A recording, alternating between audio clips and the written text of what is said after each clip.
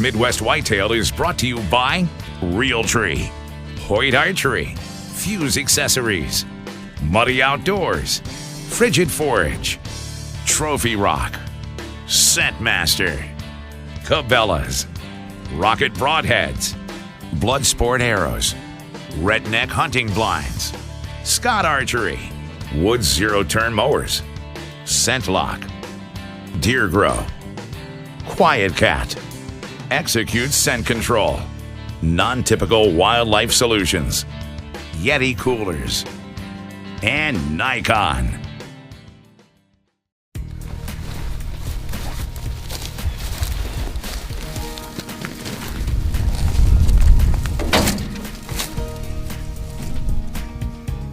Welcome to Midwest Whitetail.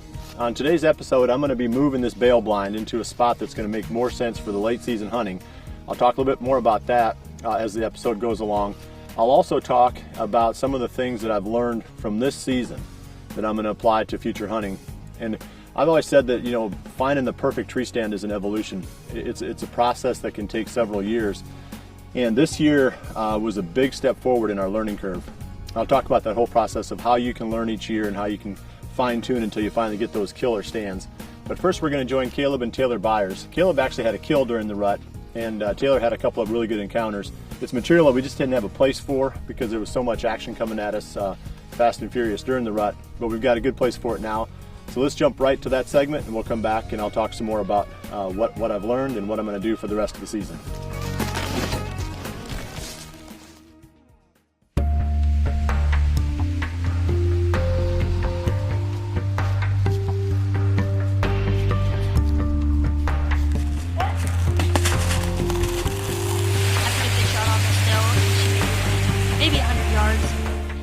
It's really been a season of ups and downs for Taylor and I. We have been fortunate enough to put 3 good bucks on the ground, but it's definitely been one of the slowest ruts I've ever experienced. In that first week in November, when things normally start cranking up for us, we just weren't encountering any mature bucks. We had a few good encounters with some 3-year-olds, but no mature deer to speak of. Finally, on November 7th, we were able to encounter Scar, my #1 target deer, just an old warrior of a deer. We're thinking he's 7.5, maybe 8.5 years old. But we were not able to get him on the ground. He kind of stayed off at 80 yards with a doe, and I actually tried to hit the horns and bring him in, but no success. He obviously didn't want to leave that doe. So November 8th and 9th are days that should be some of the best cruising times of the whole rut, and we weren't seeing anything. So on the morning of November 10th, we decided to switch up our strategy a little bit. So we decided to hunt a different farm, the same farm that Taylor ended up killing her bow buck on last year. And instead of going in before daylight, we went in about 7:45 because most of the deer movement didn't start till about 8:30. And that played out perfect for this spot because it's tucked way back in the timber. So we felt confident about our strategy. Taylor, big buck coming down the ridge.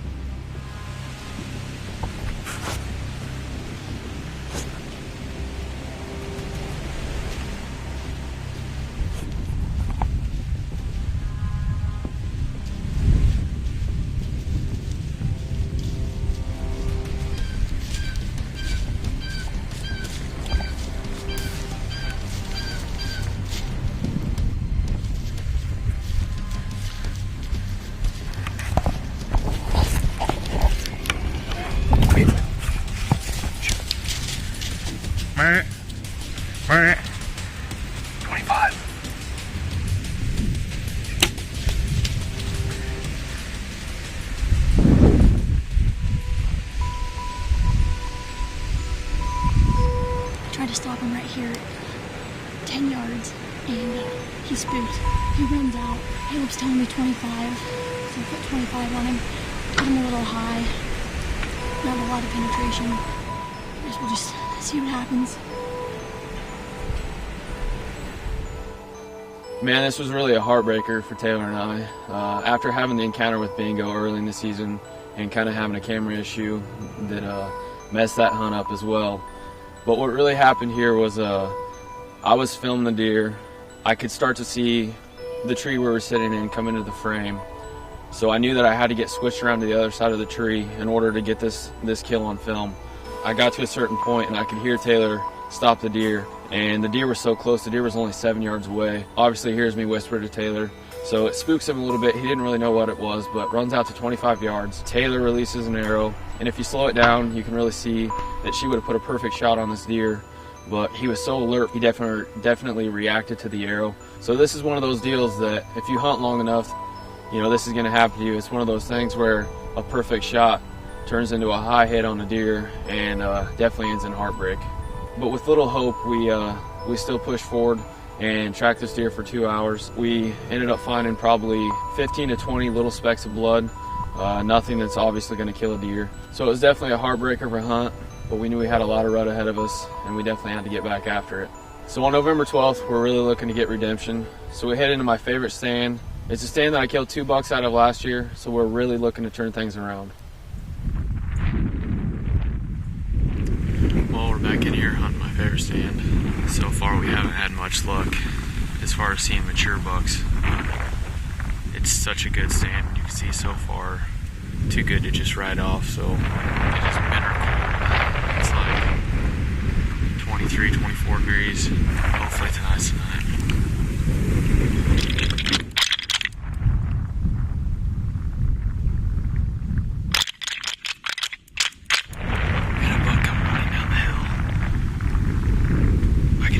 Split second, and it kind of looked like a pretty nice one, so I went ahead and rattled at him. Try and get him to come up here, but I don't see him, but that doesn't mean anything, so if not, hopefully we woke something up and he'll come out and I'll rattle at him again. Yeah, he's right here. He's coming down the hill.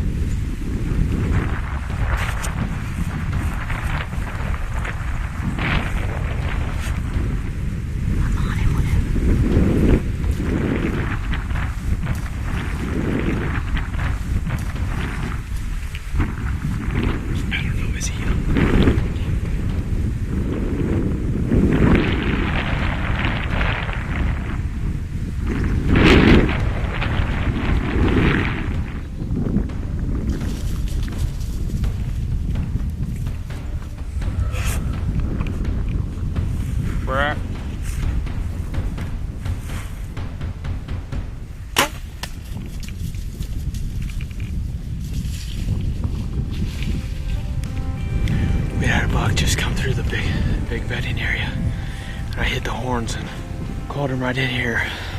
Heard him crash right up here, so pretty excited. Rocket must have did the trick because he didn't go far, and it just feels good to get on the board. We've been hunting some brutal conditions here lately, and we're freezing cold right now. Yes. Nice job. Smoked him.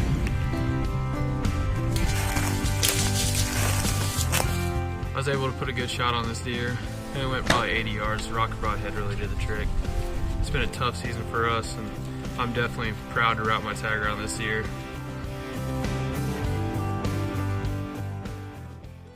So it felt good to put a buck on the ground, you know, especially after Taylor's heartbreak hunt. And I'd mentioned before that this is my favorite stand. And basically what this area is just a cattle pasture that we don't put cattle in strictly because it's such good deer hunting when the rut comes. The stand is situated on the edge of the cover, so you really don't have to go in very far. We're actually trying to be a little bit farther away from where you think the deer would normally move and trying to call them in. It's a great calling setup, and that's kind of the strategy we have going into this stand every year. And the reason it's so good for calling is because it's so thick right around the stand. The deer can't see where this noise is coming from, so they have to come in close to investigate. But this area is also open enough that we can see deer cruising back and forth in between the hedge thicket and the thick pasture. So when we do see a shooter, all it takes is a little bit of rattling. So it felt good to put a buck on the ground, and we really hunted hard after that to try and fill the rest of our tags, but we just weren't seeing much in that time period until I killed my second buck on November 23rd. So at this point I'd filled both my tags, but it was kind of funny because Taylor had been hunting most of the season after I'd killed my first buck, but it just so happened that the one morning that I did hunt, we ended up having some success. Now at this point we're focused on getting her a deer, so what do we do but head back to the clover plot in search of bingo.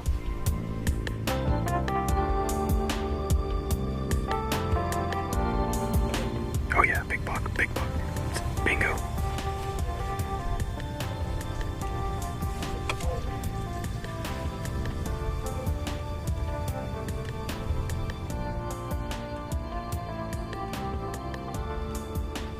another great encounter with Bingo. Unfortunately, he stayed out to 70 yards for the majority of the time, and then we actually thought it was a done deal. He started chasing those around a little bit, but I think the closest he got was about 50 yards, and then they ended up going up a path up to the cornfield, I would assume. So that makes 3 encounters with Bingo.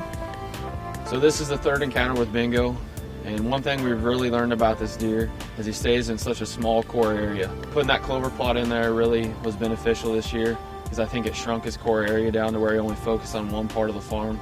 And we're really hoping that next year he sticks around in that same spot where Taylor has a really good shot at killing him next year if we don't kill him in this late season. So speaking of the late season, our strategy is going to be pretty simple. I have 2 acres of standing corn, so we should have the deer coming in, getting pretty comfortable in there while the farm kind of rests during the shotgun season. Taylor's still going to have her bow tag. That's going to be the #1 priority, but if the deer kind of stay out there a little ways, then we have the backup plan. I'll have my late muzzleloader tag. So we'll have a couple of different options. Hopefully a buck like Scar, or maybe even Bingo will show up on that corn plot. And in the late season, when you have food, you never know what might show up. So we're just excited to get back out there and get back after these big whitetails.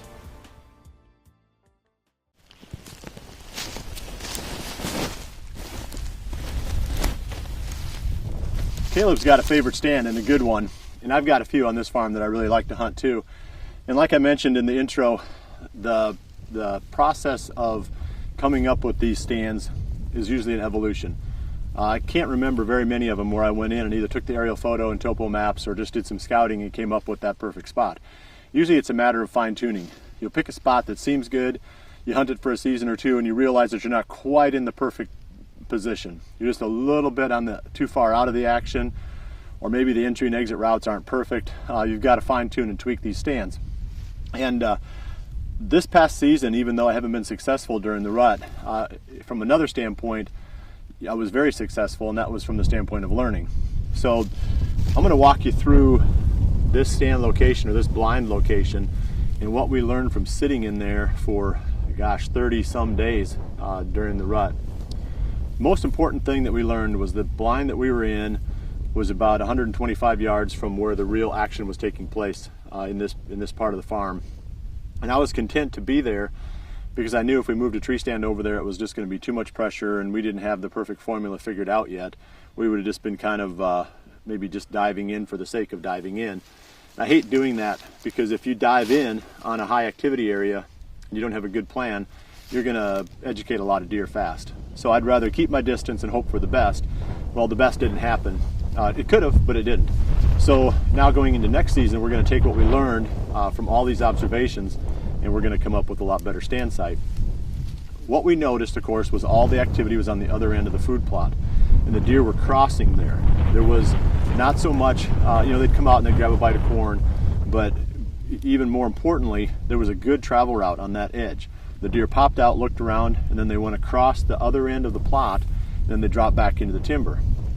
And there's a ditch back there on the south side of this food plot, and there's a lot of really thick cover in that direction. So what we figured, and having some knowledge of that area, that the deer are going around that super thick area, and then they're going to a crossing on that ditch, crossing that, and then they're working back around as the bucks are cruising during the rut. So we know once we get in there this winter and start scouting that there's going to be a really good crossing on that ditch.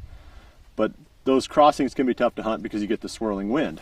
Well, when those deer cross that ditch, they're going to pop up on the other side.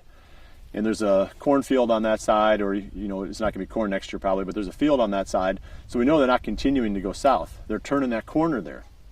So there's going to be a spot where they cross the ditch and then turn that corner up along that side hill, where we're going to have the wind at our advantage, and it's not going to be swirling. We can set up where it blows out into that field, and we can pick off those bucks that are cruising during the rut right on that corner. And that's what we came up with as really the best way to hunt, especially mornings, in that specific spot. There's another way to go about hunting it too, and that's going to call for just a little bit more manipulation. But if we have it in corn again and leave it just the way we left it this year, where there's a lot of standing corn, we could actually move the redneck blind on the trailer over by this little walnut tree on the far end of the field, put that thing in there before we even plant the corn, let the corn grow up around it, Now all that activity on that end would be within bow range of that little small, you see that walnut tree, it's about 15 yards from there to the edge of the timber. If the blind was tucked right in there next to that tree, we'd have a pretty easy bow shot of these deer that are cutting the corner around that edge of the plot. You know, we thought about moving it in, excuse me, we thought about moving it in this year, but that would be, you know, you always have that period of time where the deer have to get used to it, and we just didn't feel like we had that much time to spare. So that's another option. We still have the good entry and exit route there because we can sneak in and out through the standing corn. And for some reason, the deer don't really travel through that standing corn much. They go around the edge of it. So the likelihood of a deer getting downwind of us there would be fairly low if the corn grew in nice and thick.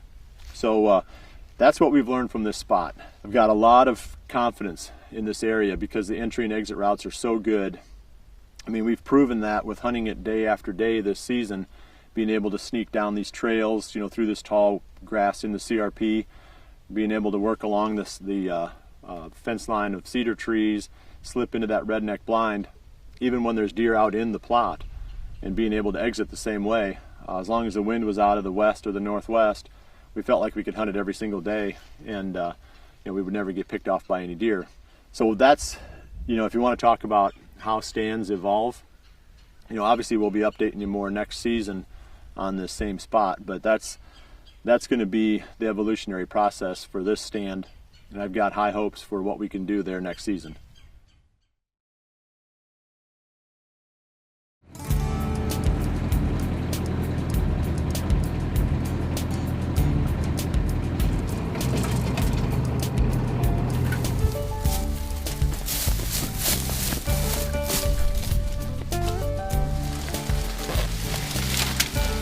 I don't know if I've ever set up a spot that I felt better about for producing a close range shot than this one. This is Old Reliable Ridge. We've hunted it twice this fall, and both times we've seen tons of deer out on this ridgetop, and a lot of them were within bow range of the tree stand, which is fine, but what I'm really trying to set up is a close range shot for Drew for the late season. He still has that archery tag, so we should have plenty of close range opportunities here. We had a couple bucks that were coming out that were borderline shooters. They were, you know, not high genetic quality bucks that potentially were old enough and in a, you know, situation where it'd be good for Drew to shoot them.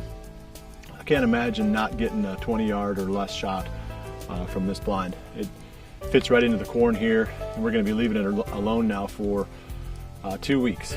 We don't have another hunt scheduled for a couple of weeks here on the farm. We got gun season for the rest of this week, and then we're going to be traveling for Christmas, so we won't be able to hunt until after that. By that time, the deer should be completely comfortable using this part of the field with that blind here. We should be able to sneak in through the standing corn, any kind of a north wind blowing this direction, slip into that blind, and should be a killer for us. Like I said, I've never been more excited about any spot that I've ever set up than this one. I mean, there's going to be some close range shots here. A lot of excitement. But anyway, we've got big plans for the late season, and you know, hopefully, you know, we can do a few things along the way here to keep you entertained during the firearm seasons. Like I said, Jordan will be hunting, and a couple others from the office will be hunting during this second season too. So keep tuning in, and we'll see you right back here again next Monday for the next episode of Midwest Whitetail. And remember to always dream big.